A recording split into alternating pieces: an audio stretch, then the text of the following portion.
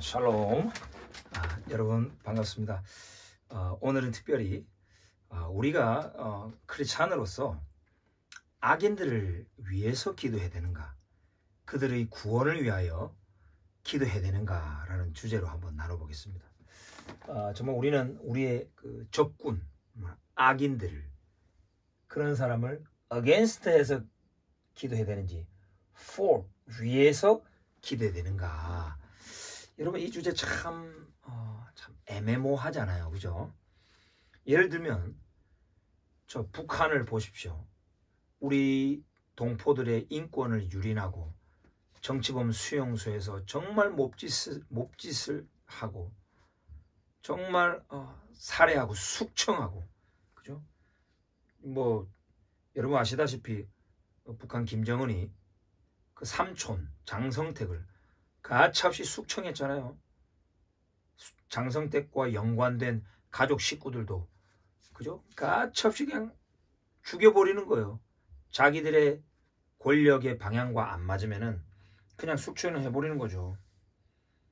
또 장성택과 연루가 되었던, 함께 협조했던 두 명을요, 다 장성택이 보는 앞에서 대공포, 곡사포로 그냥 쏴서 죽여버렸죠. 그러니까 시신을 알아보지 못할 정도로 그렇게 처형을 하니 장성택이 앉아서 실신해서 쓰러졌다, 이제 이런 보도가 나오고 있습니다. 김정은 정권 참 악인입니다. 근데 어떤 사람은 그래요. 김정은도 구원받아야 된다. 김정은 회개해서 구원받을 수 있도록 우리는 기도해야 된다. 여러분 어떻게 생각하세요? 제가요, 우리 교회에 탈북민이 있으셨는데 이분의 아버지가 북한의 고위급 장성이셨어요.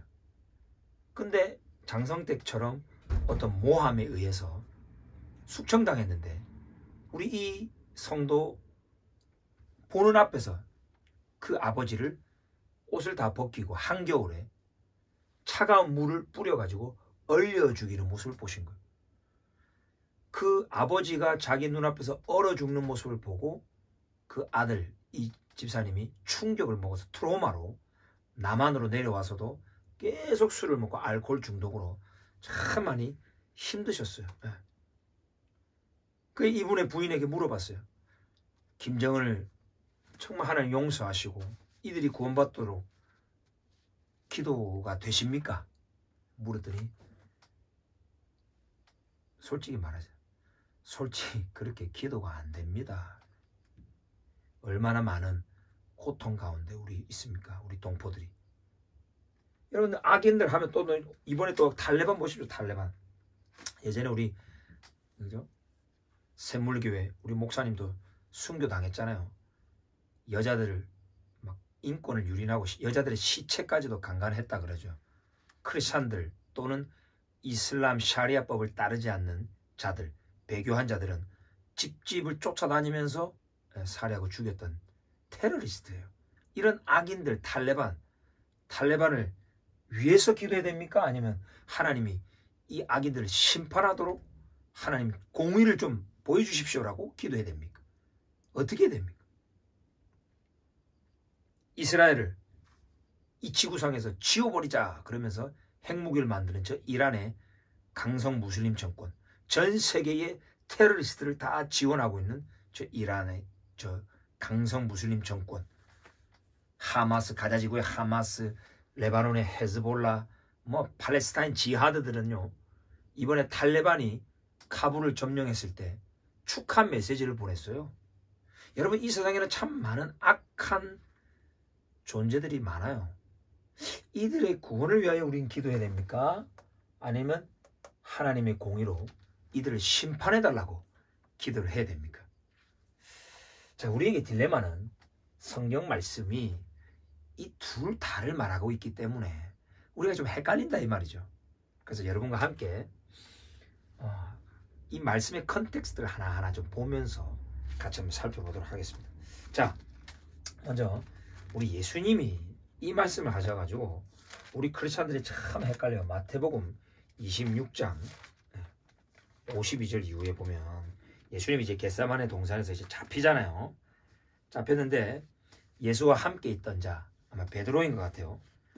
열받아가지고 손을 펼쳐서 그 같이 왔던 그 병사의 칼집에서 칼을 확 뽑아가지고죠. 대제사장이 종을 쳐버렸어요.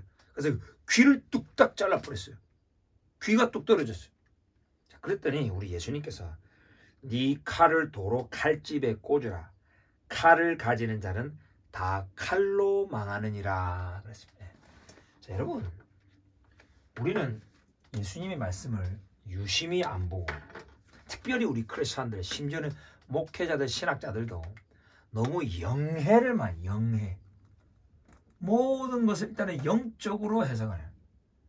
그러니까 말씀 그대로의 뜻을 1차적인 grammatical, literal meaning, 문자적인 의미를 먼저 보고 그 역사적 상황을 먼저 파악하고 그 다음에 우리 21세기에 사는 우리에게 적용을 해야 되는데, 이 첫 번째 과정을 그냥 점프해버리는 거예요. 우리는 무조건 이 칼 하면 칼을 칼로 보지 않고 뭘로 합니까? 아, 이건 무력.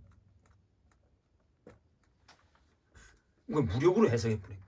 아, 무력을 쓰면 결국 무력으로 한다. 이렇게 말하는 거예요. 여러분, 예수님은 지금 칼이란 말을 썼어요.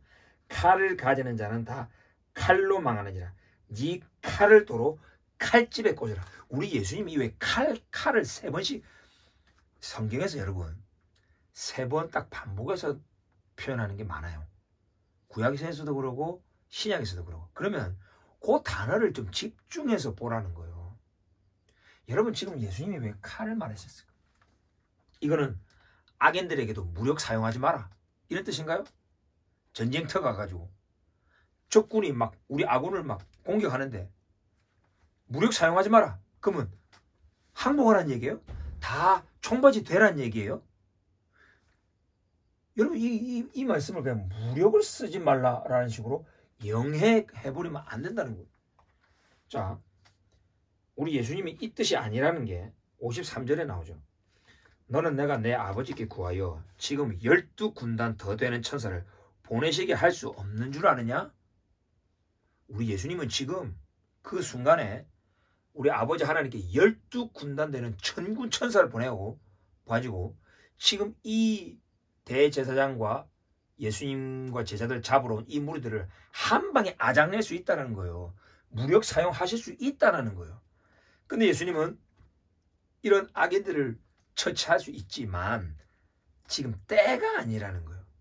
지금 이때는 인류의 죄를 짊어지기 위하여 십자가를 지셔야 되는 게 하나님의 계획이고, 그게 현재 그때에 해야 될 일이기 때문에 말씀하시는 거예요. 무조건 무력을 쓰지 말라는 가르침을 지금 말하는 게 아니라는 거예요. 그래서 54절에 내가 만일 그렇게 한다면, 즉 무력을 쓴다면 이런 일이 있으리라 한 성경이 어떻게 이루어지겠느냐. 예? 구약에서부터 이 메시아로 인한 대속, 이것을 계속 말했잖아요. 짐승의 피의 제사를 통하여 계속 미리 foreshadow, 계속 보여주셨죠. 언약 백성의 죄를 다 도말하기 위하여, 인류의 죄를 다 용서해주기 위해서 우리 예수 그리스도가 세상 죄를 짊어가기 위하여 가야 되기 때문에 무력을 지금 절제하고 있는 거예요. 왜? 그때는 2000년 전 저 겟세마네에서의 저 상황 때는 이렇게 하면 안 된다는 것을 말씀하신 거지.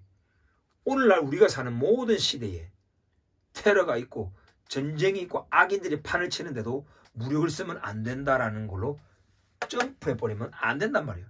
특별히 우리 예수님이 칼 한 이유가 뭡니까? 자, 만약에 베드로가 지금 칼을 들어가지고 쳐버렸다. 자, 그러면 대제사장의 그 무리들이 다시 또 칼을 자기들도 뽑아들겠죠. 그래가지고 베드로도 치고 결국은 또 예수님도 칠 수도 있겠죠. 그 무리를. 네. 자, 그러면 예수님이 칼에 찔려서 죽어버릴 수 있는 거예요. 자, 그러면 성경에 이렇게 되리라 한 것이 어떻게 이루어지겠느냐 그랬어요. 성경은 메시아가 어떻게 죽는다고 예언이 되어 있습니까? 이사야 53장에 나오죠. 그죠? 네. 그가 찔림은 우리의 허물을 인하며 그가 상함은 우리의 죄악을 인함이라.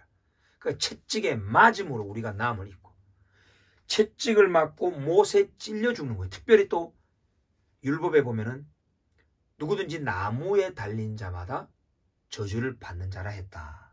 이 하나님의 율법을 이루고 성취하기 위하여 예수님은 십자가 나무에 들려서 죽어야 돼요.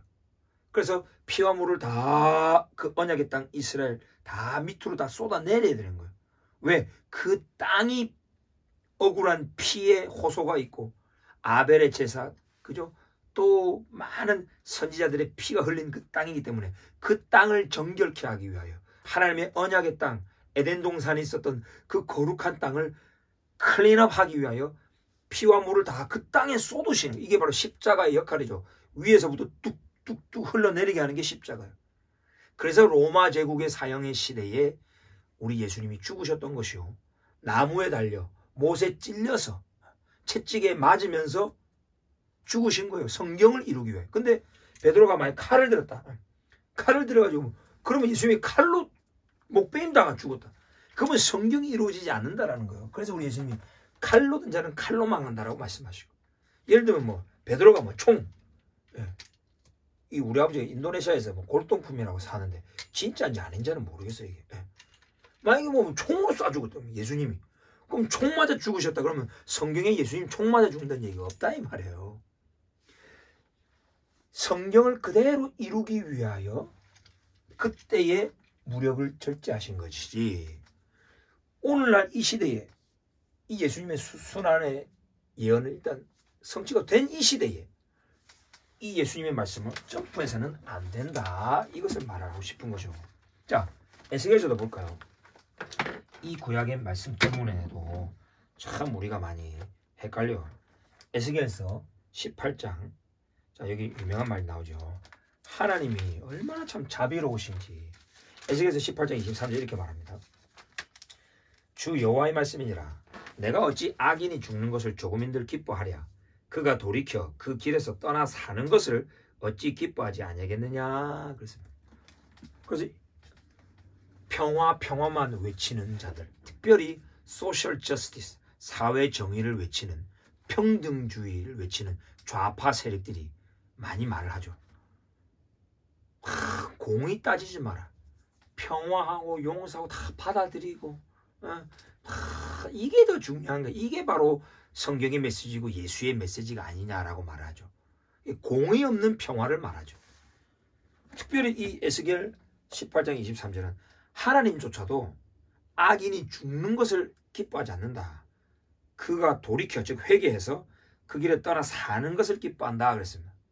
자, 고로 우리도 악인, 김정은, 탈레반, 아이시스, 가감하게 그냥 목을 자르고 목 들고 다니고 하는 저 아이시스, 탈레반, 그죠? 뭐 하마스, 헤즈볼라, 이런 알카에다, 아프리카의 보코하람, 크리스찬들과 유대인들을 죽이기 위해서 혈안이 되어 있는 그 악인들을 우리는 하나님 심판해 주십시오라고 기도하면 안 되고, 하나님 살게 해 주십시오, 회개해서 살게 해 주십시오라고 기도해야 된다.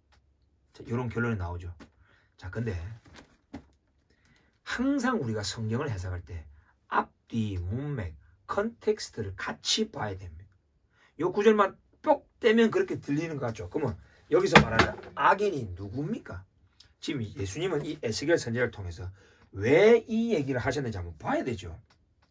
자, 지금 19절부터 한번 볼까요? 이 18장 말씀은 여러분, 여호와의 말씀이 내게 임하여 이르시되 너희가 이스라엘 땅에 관한 속담에 이르기를 하면서 지금 이스라엘 백성들 안에 벌어지는 일을 얘기하는 거예요. 이스라엘 백성 안에 하나님의 공의가 해이해지고 악한 행위들을 하는 악인들이 득세하고 선인들은 핍박받고 압제당하는 그런 부정부패가 만연한 유다 왕국의 형편을 지금 하나님은 말씀하는 거예요. 지금 여기서 말하는 악인은 하나님의 언약 백성 안에서 지금 국한되어 있는 거예요. 이 악인을 탈레반이나 아이시스 같은 외국 이방인 적군으로까지 연결해버리면 안 된다 이 말입니다. 자, 그래서 19절에 보면 너희는 이르기를 아들이 어찌 아버지의 죄를 담당하지 아니하겠느냐 하는도다. 아들이 정의와 공의를 행하면 내 모든 율례를 지켜 행하였으면 그는 반드시 살려니와 범죄하는 그 영혼은 죽을지라. 바로 지금 이 이스라엘 백성을 얘기하는 거예요. 이스라엘 백성이 악인일지라도 아들일지라도 선인일지라도 하나님이 공의를 행하고 하나님이 주신 그 율법은 이스라엘에게 주신 거예요. 어느 다른 민족에게도 하나님 율법 주시지 않았어요. 양심의 율법은 줬죠. 근데 여기서 말하는 율례는 하나님이 성문화된 이 토라, 율법, 모세오경을 모세를 통하여 주신 이스라엘이 받은 율법을 말하는 거예요. 이것들을 행하면 산다라고 말하는 거예요. 그래서 의인의 공의도 자기에게 돌아가고 악인의 악도 자기에게로 돌아가랴. 의인, 악인을 세상 모든 사람에게 적용하지 마시고 이스라엘 언약 백성 안에서 지금 국한되어서 말한다는 걸 알아야 돼요. 그래서 악인이 죽는 것을 조금 더 기뻐하지 않는다 할 때 하나님의 저 언약 백성, 그죠? 헤세드 사랑으로 한 번 일방적인 사랑의 그 축복의 약속을 맺었기 때문에 때로는 하나님이 치시고 악인들을 때리시고 하지만 완전히 멸망시키기 위한 게 아니고 돌이킬 수 있도록 회개시킬 수 있도록 하는 아버지의 매예요. 이스라엘은 내 아들, 내 장자다라고 그러셨어요. 그러니까 여기서 말하는 이 악인이 돌이켜 살기를 하나님 기뻐한다 이 말은 내 언약 백성들이 악을 행하고 있는 저 악인이 되어가고 있는데 저 언약 백성 악한 행위를 하는 내 언약 백성이 회개하여 돌아오는 것을 기뻐한다라고 말씀을 하신 거예요.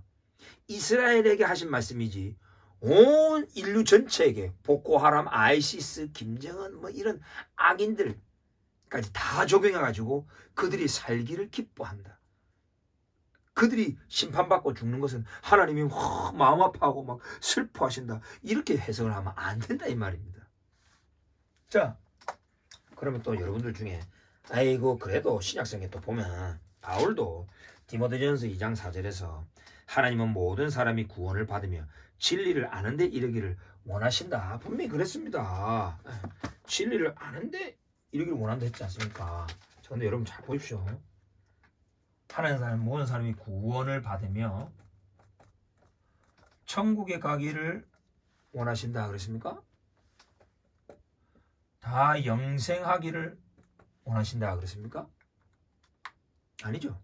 뭐라 그랬죠? 진리를 아는데 이르기를 도달하기를 원하시는 하나님이다. 자, 그럼 이 구원의 뜻이 뭐? 우리는 보통 구원하면은 66권 성경 전체에서의 구원의 의미를 함께 봐서 그 깊고도 넓은 의미를 생각하지 않고 내 영혼이 죽어서 천국 가는 거, 내 영혼이 영생하는 것만 구원이라고 생각하는 거예요. 근데 지금 바울은 그렇게 말을 안 해요. 모든 사람이 구원을 받으며 진리를 아는데 이르기를 원한다는 거예요. 이게 하나님의 뜻이라는 거예요. 이것은 무슨 말이냐? 여러분들 악인들이죠. 악인들. 여러분 악인들이 구원을 경험한다는 건 뭡니까? 여러분 우리가 말하는 이 구원은요. 뭐 죽어서 천국 가고 죽어서 영생하는 것만 구원이 아니고요. 거짓말에서 해방되어 진리를 아는 것. 이것도 구원이라는 것. 이 땅에서 매여 있고 압제당하는 것으로부터 해방되고 자유하는 것. 이것을 다 구원이라고 그래요. 질병이라고 하는 죽음이라고 하는 그 쇠사슬에 묶여 있다가 치유받는 것도 구원이라고 구약과 신약에서 같이 말을 많이 하죠. 네, 구원. 그래서 존 웨슬리는 You will be saved. 성경은 네가 구원받을 것이다. 미래에 죽어서 천국 갈 것이다. 미래에 구원받을 것이다 라고도 말하지만 You are saved. 현재형으로 너는 지금 구원받았다 라고. 지금 우리가 구원을 받았고 누린다는 거예요. 왜? 자유한다는 거죠. 왜? 죄의 사슬에서 자유해서 거룩한 삶을 사는 것도 구원이요. 왜? 거짓말에서 탁 거기 갇혀있다가 맨날 그 거짓말에 따라서 내 삶을 살다가 진리를 알고 나서 이제 자유케 해야 되는 거예요. 너희가 진리를 알지니 진리가 너희를 자유케 하리라고 했죠. 왜? 여러분 많은 악인들은 거짓말에 휩쓸려서 살고 있습니다. 저 이슬람 지하디스트. 여러분 이슬람을 깊이 신앙심을 가지면 가질수록 지하디스트가 된다고 파키스탄 목사님이 저에게 얘기해 줬어요. 이분은 이슬람을 깊이 연구하신 박사학위까지 받으신 분이에요. 여러분 이슬람은 참 좋은 종교인데 저 아이시스나 뭐 탈레반이나 뭐 보코하람, 뭐 하마스 이런 사람들은 좀 극단적인 약간 그건 이슬람이 아니고 완전 그 테러주의다 이렇게 생각하시면 오산입니다. 이 테러리스트들이 왜 테러리스트가 됐냐면 이슬람을 아주 깊이 묵상해서 그런 거예요. 이슬람의 신앙을 깊이 들어가면 갈수록 가장 높은 경지에 순교라는 게 있습니다. 이 순교는 성전, 거룩한 전쟁을 일으키는 거예요. 이슬람을 믿지 않는 자들은 다 처단하고 온 세계를 칼리프 제국, 이슬람 제국화하는 그런 아주 순교자가 가장 신앙심이 높은 신앙의 경지에 오른 자들이기 때문에 많은 청년들이 이슬람을 믿다가 지하디스트로 들어간다는 거예요. 거짓말이죠. 하다가 뭐 순교하면 자살 폭탄 테러 이번에 그 카불 공항에서 있었잖아요. 자살 폭탄 테러하면 천국에 가가지고 뭐 70명의 하여튼 그 여인들과 아주 쾌락을 누리면서 아주 행복하게 살 것이다라는 그 거짓말. 그 거짓말이 그 코란에 있고 이슬람 안에 있으니 이 거짓말에 잡혀가지고 계속 악인의 삶을 살게 되는 거예요. 그러니까 악인들은 이런 거짓말에서 해방하기 위해서 구원을 받아야 되는데 하나님은 이 악인을 용서함으로 구원해 주시기도 하지만 대부분 악인들은 완전히 마음이 굳어져 있기 때문에 부드럽게 어루만져서는 그 굳어진 게 깨지지가 않아요. 강한 망치로 때려야만 굳은 마음이 깨져요. 그래서 이 악인들이에요. 그래서 미련한 자, 악인 자, 그죠? 절구와 함께 찌을지라도 뭐 깨닫지 못한다는 말씀도 있죠. 심판을 통해서 하나님은 심판을 통해서 악인들을 구원하고 그 거짓말에서 해방시켜서 정신 번쩍 들게 해가지고 진리를 아는 데 이르게 하시는 하나님이라는 거예요. 자, 볼까요? 하박국에 그게 예가 나와 있죠. 하박국 한번 보시죠. 자, 여러분 이 하박국은 유다 왕국의 말년에 활동했던 선지자죠. 유다 왕국은 그 당시 부정부패가 만연하고 정치 지도자, 종교 지도자들이 썩었고 리더나 백성이나 우상 숭배가 많이 하고 강한 자가 약한 자를 압제하고 공의가 해이해지는 정말 율법이 해이하고 정의가 전혀 시행되지 않냐는 그런 사회였다라는 거예요. 이 사회에서 하박국이 애통했다는 거죠. 하나님께 질문했다는 거죠. 아니 어떻게 하나님의 정의가 굽습니까? 물었다는 거죠. 어떻게 이렇게 공의가 서지 않습니까? 자, 그랬더니 나중에 하박국 3장에 말하죠. 여호와여 주께서 말을 타시며 구원의 병거를 모시오니 강들을 분이 여기심입니까? 강들을 노여하심입니까? 바다를 향하여 성내십니까? 자, 이러면서 지금 하나님께서 저 일으키신 저 바벨론 군대 잔인하고 발이 빠르며 무자비하게 많은 민족과 열방들을 가차없이 처단하면서 내려오고 있는 저 북방의 민족 바벨론을 지금 하박국은 하나님을 통해서 들어요. 주의 흉흉한 소문을 들어요. 자, 그런데 이런 흉흉한 소문이 하박국은 뭐라고 표현하냐면 주여 주께 대한 소문을 듣고 놀랐나이다. 3장 2절에 여호와여 주는 주의 일을 이 수년 내에 부흥하게 하옵소서. 여러분 그 흉흉한 소문, 전쟁의 소문이 하나님의 그 언약 백성 안에 있었던 저 악인들에게는 부흥의 기회라는 거예요. 구원의 기회라는 거예요. 왜? 하나님이 망치로 확실히 때려주시니까 철저하게 악인들이 회개하고 정신 번쩍 차려서 하나님을 찾게 되는, 진리를 나중에 알게 되기 때문에 이 수년 내에 나타내시옵소서. 진노 중에라도 긍휼을 잊지 마옵소서. 이것이 하나님의 긍휼이라는 것. 자, 그리고 또 바벨론이 마차를 타고 축축축축축축축 내려오는 장면을 주여 주께서 말을 타시며, 즉 바벨론이 말을 타고 내려오는 게 아니고 그 바벨론 위에서 섭리하시는 주님이 구원의 병거를 몰고 오신대요. 구원의 병거래, 구원의 병거. 바벨론이 악인 하나님의 언약 백성을 멸망시키러 온다고 표현하지 않고 구원하시러 온다. 구원. 이야, 구원의 병거를 모시고 온대요. 구원의 병거. 악인들, 하나님의 공의를 저버리고 악을 행하는 하나님의 저 언약 백성 유다 왕국에는 저 병거가 곧 구원의 도구라는 거예요. 정신 번쩍 차리게 한다는 거죠. 이게 바로 구원이라는 거예요. 그래서 나중에 아하, 우리가 하나님의 율법을 버렸구나, 하나님의 공의를 저버렸기 때문에 이런 보응을 받는구나 라는 진리를 아는 데 이른다는 거예요. 그래서 하박국 3장 13절은 주께서 주의 백성을 구원하시려고, 기름 부음 받은 자를 구원하시려고, 즉 주의 백성 즉 이스라엘과 기름 부음 받은 자 메시아를 동일시하고 있다. 예전에도 뭐 몇 번 얘기했죠. 다음에도 또 한번 여기서 나누겠습니다.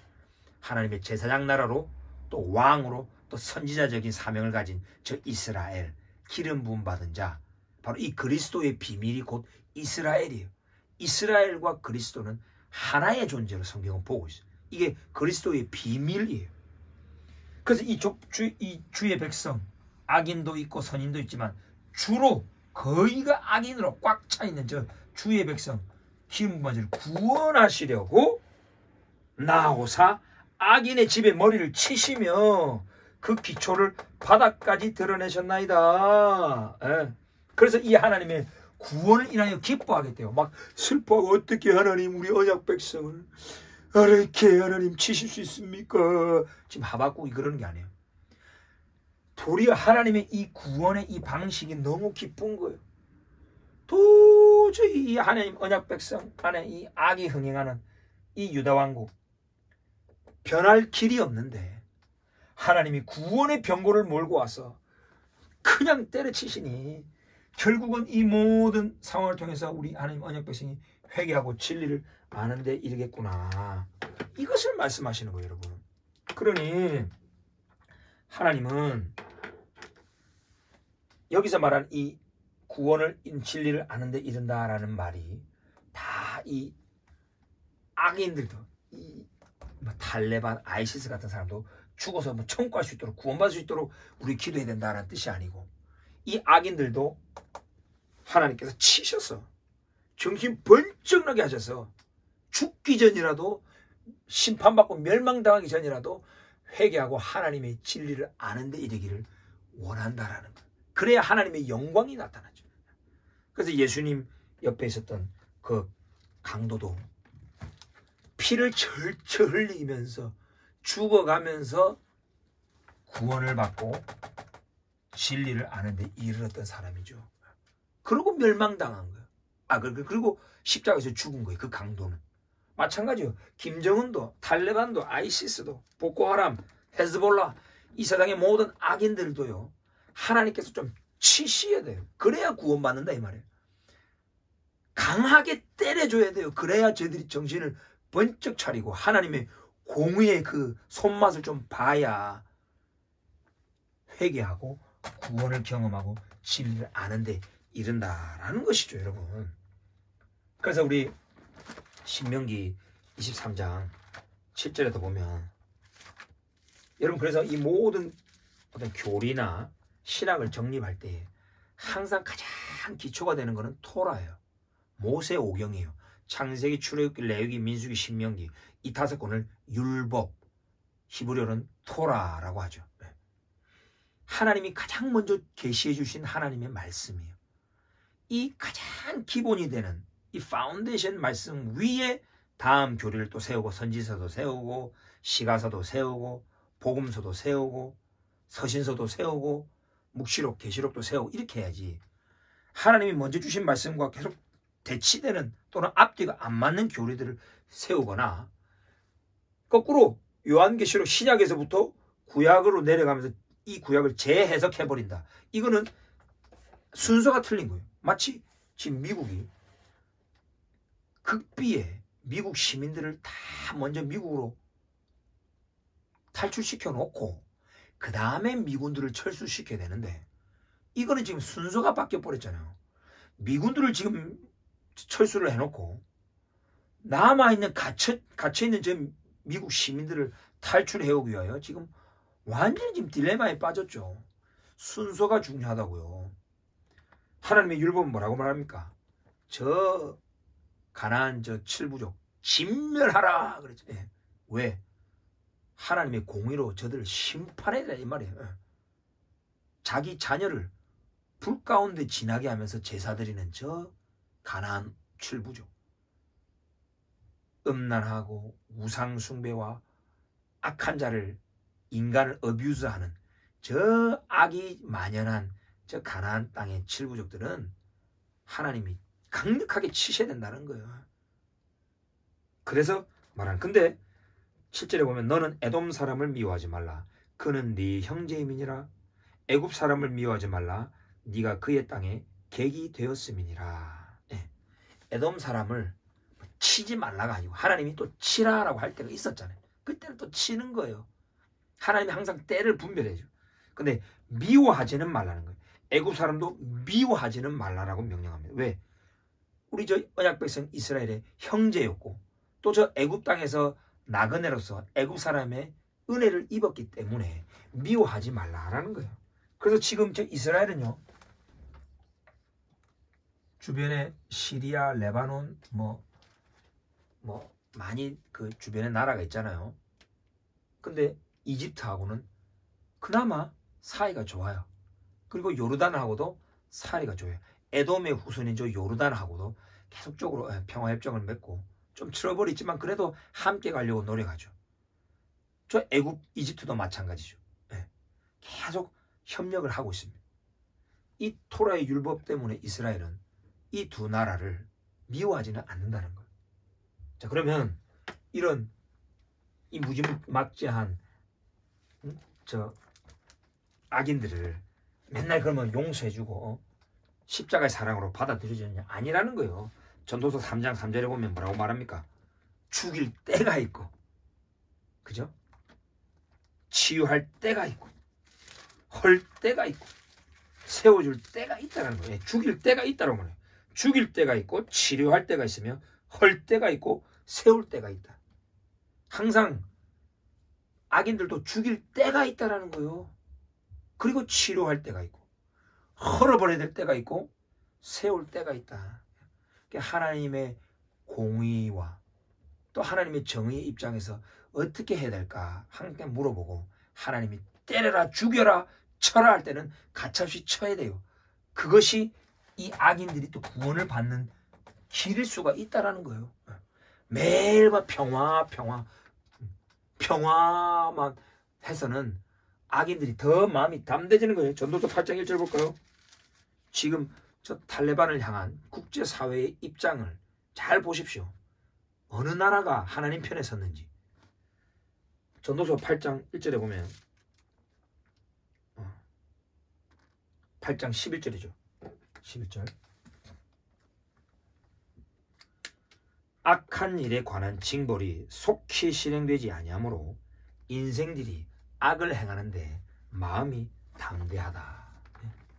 여러분 악을 징벌하는 일이 빨리 진행이 안 되니까 인생들이 마음이 악을 행하는데 마음이 좀 담대해지고 있다는 거예요.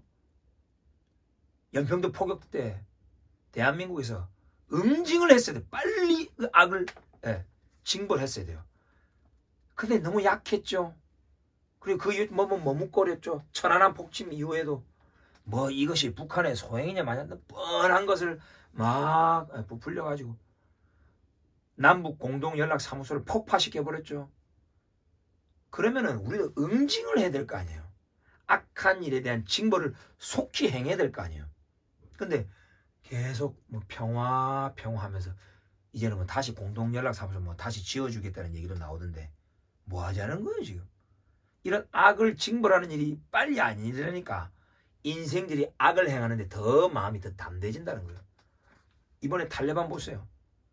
탈레반은 얼마나 참 악한 무슬림 지하디스트들인데 이 테러리스트들을 세계 최강국 미국이 그들이 말한 데드라인에 맞춰주기 위해서 정신없이 지금 미국 시민들을 막 데려오려고 혼비백산이죠 지금. 결국 탈레반이 이렇게 카불을 점령하고 미군들이 막 좀 약한 모습 보이고 이러니까 탈레반이 더 악을 행하는데 마음이 담대해졌죠. 또 이 탈레반 때문에 용기를 얻은 전 세계 무슬림 지하디스트들이 더 담대해져 가지고 카불 공항에 자살폭탄 테러가 어저께 있었잖아요. 이게 위험한 거예요. 저놈의 저 탈레반 때문에 탈레반을 계속 부드럽게 다루잖아요. 그러면 김정은 정권도 가자지구의 하마스도 헤즈볼라도 이란도 보코하람도 팔레스타인 뭐 무장 지하드 전 세계에 퍼져 있는 모든 이 악인들이 이야 우리도 탈레반처럼 한번 좀 담대하게 해보자. 우리도 한번 점령해보자. 테러 일으키자 이러면서 여기저기서 일어날 수 있다는 게 지금 미국 지금 전 세계의 지금 군사 안보 전략가들이 제일 우려하는 게 그거예요. 지금 악을 징벌하는 일을 덜이 하기 때문에 인생들이 악을 행하는 게 담대해졌다라는 거예요. 그러니 우리 성도들이 저 악인들을 위해서 하나님 십자가의 사랑으로 용서해주고 뭐 평화 그건 전부 성경을 잘못 해석했다라고 볼 수 있는 거예요. 저들에게는 하나님의 공의가 필요한 거예요. 하나님 심판하여 주십시오. 악을 하나님 징벌하여 주십시오. 그래서 이 악인들도 정신 번쩍 차려서 이 땅에서의 생명을 마치는 그 순간 전에라도 좀 구원을 얻어서 거짓말에서 헤어나와서 진리를 알 수 있도록 그게 하나님이 원하는 거고 그것이 바로 성경이 말하는 공의와 평화라는 것입니다.